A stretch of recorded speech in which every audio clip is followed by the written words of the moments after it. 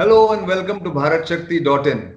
I'm Nitin Gokhale, and with me today is a special guest, Baba Kalyani, the Chairman and Managing Director of well-known Indian defense and automotive company Bharat Forge, and he is going to speak to us about the effect of COVID, the post-COVID scenario, and of course what he expects after all these announcements by the government on defense reforms, on the package that the government has announced for different sectors, all that. Thank you very much, Mr. Kalyani, for your time and agreeing to speak to us.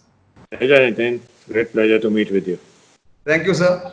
I wanted to start with the emerging global scenario. I mean, COVID has not spared anyone across the globe, and no economy has been spared. So, what's your assessment as somebody who works across geographies and who has business across geographies?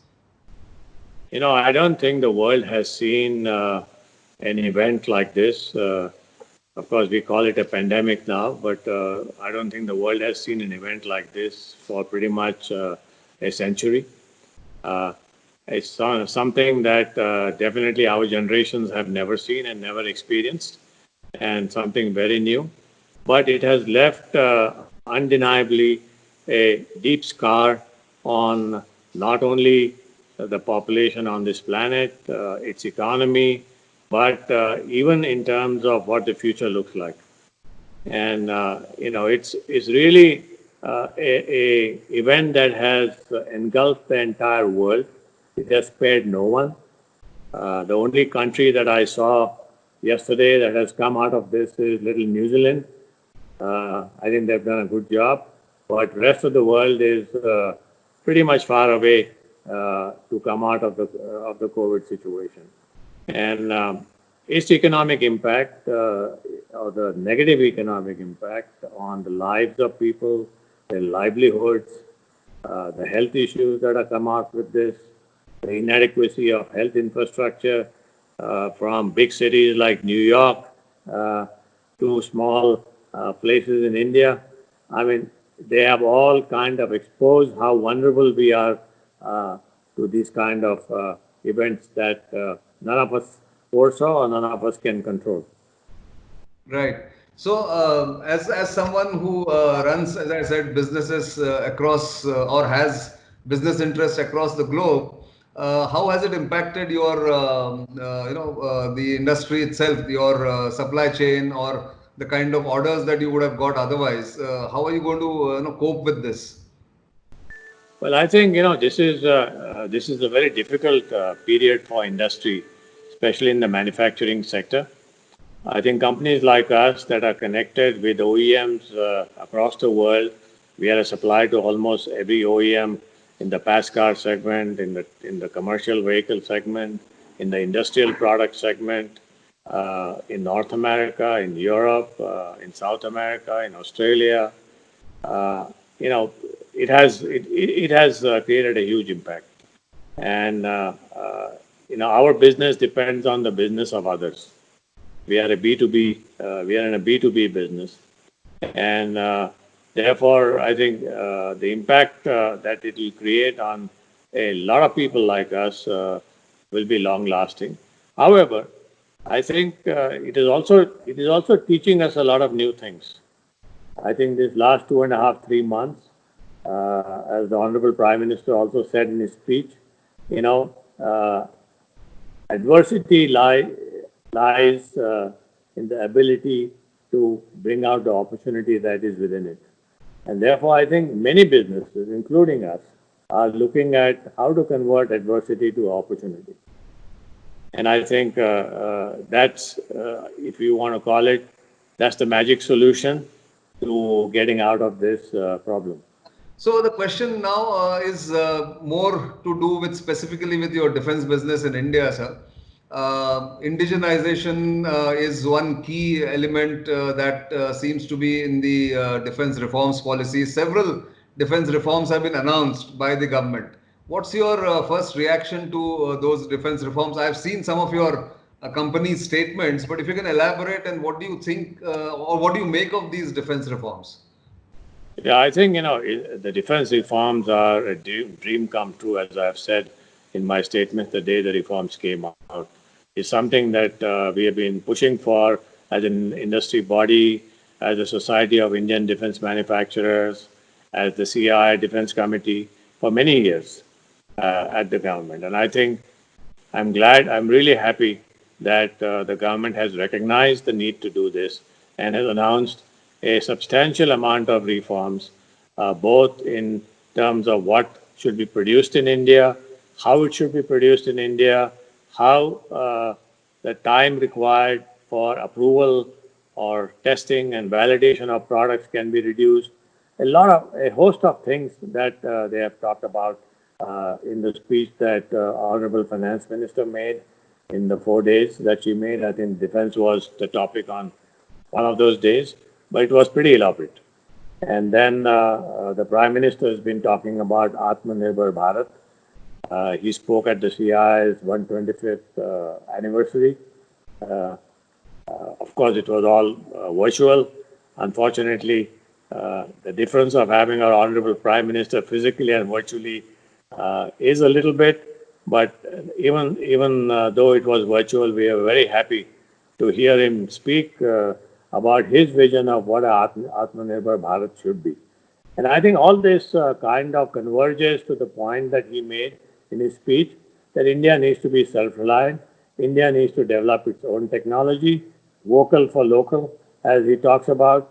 I think these are extremely important things. But you know, like everything else, Nitin, you have seen in many years of your life, I've seen in many years of my life, we have a lot of policies that come out when we have crisis, but to make these policies work, it's really the implementation and execution of this policy.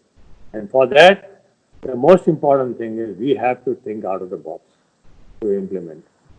I mean, Right.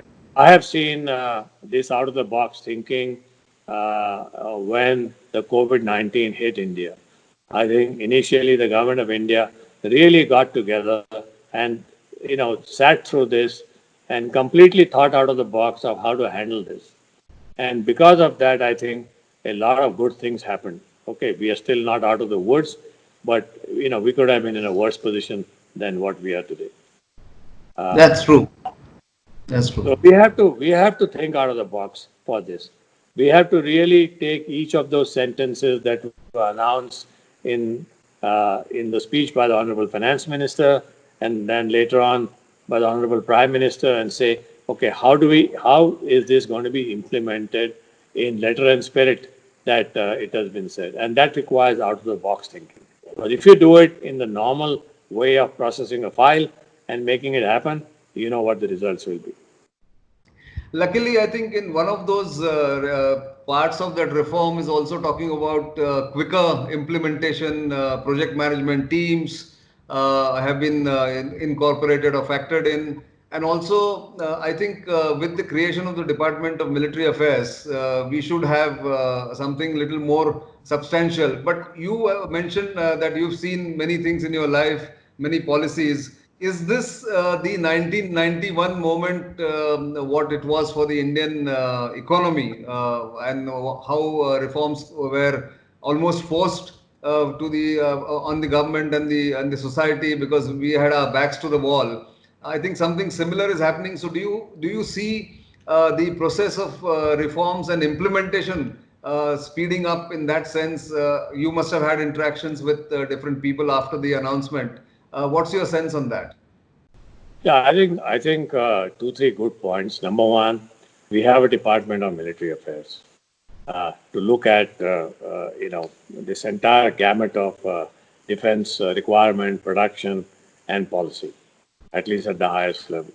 It's been led by one of the ablest people that I've ever met in the services, General Rawat. Then we have the National Security Advisor, who is pretty much involved in many of these policy decisions that are going on. I think we have a good set of people in the MOD today to make things happen. So overall, I think we have a tremendously strong team to make this happen. And of course, then we have the Prime Minister who has been able to, arouse the whole nation starting from the COVID-19 battle to what he's now wanting India to be Atmanirbhar. So I think I have a lot of hope that the Department of Military Affairs will be able to convert a large part of this policy into action. And I was pleasantly surprised to hear the serious speech where he mentioned to the book called Freedom Forge. That's right. What you had given him probably, and you have been advocating that for quite some time. Exactly. And it's a true story. It's not fiction. It That's is what right. the United States in a matter of 4 years, the U.S. created a military industry and produced $185 billion worth of products. In today's term, that is $3 trillion. And, Exactly. and that is what created the U.S. defense industry. And I think we exactly have the same position today. It's a 91 moment, as you call it. My Right. only concern is it is also sent a lot of chills down our foreign friends who are used to supplying us. They, Correct. they might get very surprised by seeing what the Indian industry, both public and private, can do. That's right. So Make in India is going to be the mantra way forward, and Bharat Forge has been leading the effort. What are your focus areas going to be going forward? You made artillery guns out of from scratch actually, and you've demonstrated its abilities. You're getting into ammunition, several things. Give us some little sense of what are your future plans or at least aspirations of Bharat Forge Defense. Well, we focused, as you probably know, on the areas where our strength lies. Our strength lies in the depository of metallurgical knowledge that this company has built in the last 65 odd years. I think we have one of the best repositories of metallurgy knowledge in the world today. And that's how we have become suppliers to the world of performance components. We don't supply any commodity parts. We supply only performance components, rotating parts, highly stressed components, etc. And I think it's important for us as a country that we are able to use this for the services of our defense requirements. It's also important that this knowledge is protected. Just like in the United States, there is a ITAR that protects knowledge of private sector industries and doesn't allow it to get proliferated, uh, you know, in many other places. Uh, the government of India also needs to bring in something like that protects the knowledge of its own companies, whether private or public. It's very important. Otherwise, in our enthusiasm, we can lose this knowledge and put it in the wrong hands. So that is something that I would highly recommend. In terms of what we are doing, yes, artillery, ammunition, small arms, these are all material-based things, and I think we are highly capable in making any of this right from design and from scratch. I have seen when I was studying in the United States in the 70s, in some friends' houses in the Illinois region, that their fathers in their garages were building guns, okay, as a hobby. I mean, I'm talking about rifles. Right. So, Right. building a good weapon is not rocket science. Uh, Exactly. Yeah, you need the basic technology is available. Yeah, that, basic technology is available. Yeah. that technology is available. What we are trying to focus now to bring an add-on capability to our systems is the whole knowledge of electronics, artificial intelligence, and embedded systems. And we now have an extremely strong group that has this capability. Matter of fact, we have now built our own AI systems for monitoring COVID-19. Social distancing, are you wearing a mask, automatic recording of your temperature. We have deployed it in our own plants. We are not going to sell this as a product to other companies and other organizations. So Right. we have developed a lot of digital technology knowledge in the last, let's say, 1 year or so. We are also, our artillery gun is completely digital, it is fully electrically driven, it's got a lot of electronics in it, and all of this is local. all developed locally. The other area we are working on very vigorously is the area of air defense systems. We have our facilities in Hyderabad that are capable of producing air defense systems. We are working very closely with DRDO out there because DRDO's central facilities for air defense are in Hyderabad. So we are working closely with them. So that's another area that we are working on. My dream, personal dream, is to be able to produce a jet engine for our Air Force. Of course, if without that we can't be self-reliant in our air power. Uh, Really, yeah. Not something that I or my company alone can do. But I'm very confident that if you put a consortium of 5, 7 companies in India, jet engines require a huge amount of metallurgical know-how, which we have. We make components for jet engines today for people like Rolls-Royce and other companies. Uh, Correct. Put 5 or 6 good companies together, including public sector, private sector, and just like Atmanirbhar Bharat, this should be a target-driven or mission-driven program that in 7 years we make a jet engine which is competent for our next generation fighters. That's very good to know, sir. And in fact, that is going to be the way forward, making your own jet engines, own IP created in within the country. So one final question, sir. The animal spirits have to be now, I think, are on a leash. Perhaps with this defense reforms and all kinds of other reforms that the government has now unleashed, perhaps the animal spirits of the Indian industry and particularly the defense private sector industry is about to be unleashed. And we wish Bharat Forge and you a greater success because I think the armed forces are waiting for to have something really from your stable and other private sector companies stable. One final question on this: to get the armed forces using these weapons platforms, weapons systems that you're going to the Indian industry is going to produce, even they have to be receptive to it. What has been your experience over these last 4 or 5 years since Make in India became a buzzword? Are they open to it or they're still really reluctant to use Indian systems? I think they are open to it. I don't see any reluctance to use it. But I think, a large part of their experience on using Indian systems are from the current Indian producers. Where if you look at guns, it is largely OFB uh, and things like that. And therefore, they look at everything through that lens. Whereas if you looked at the last Defense Expo, the amount of foreign visitors that were at our stall asking for our guns was just unbelievable. I've never seen that in my life. Yes. So, as you said, animal spirits, how do we unleash this animal spirit? All we need to see is a small order on our table.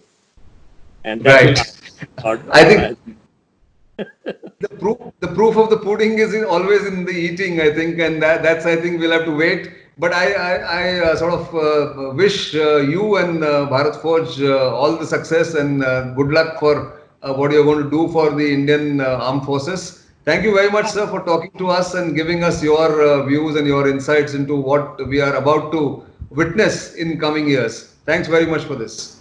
thank you, Nitin. It was a pleasure talking to you.